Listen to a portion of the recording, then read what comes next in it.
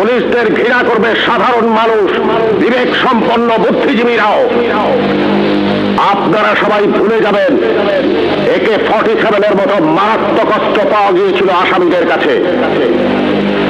যদি জনগণের কাছে ধরা পড়ে ওই আসামিরা গণপিটুনিতে মারা যেত, আপনারাই বলতেন ভালো হয়েছে, পুলিশের কাছে গেলে ছাড়া পেয়ে যেত। একটা কথা মনে রাখবেন, পুলিশ কখনো আসামি ছাড়ে না। আসামি ছাড়ার অধিকার শুধুমাত্র বিচার বিভাগের।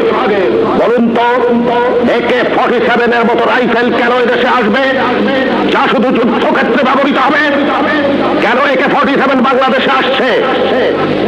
কিসের আলামত? 9 শুটার বন্দুক কেন টিসিবির মাধ্যমে হাজার হাজার বন্দুক সাধারণ মানুষের হাতে তুলে দেওয়া হচ্ছে?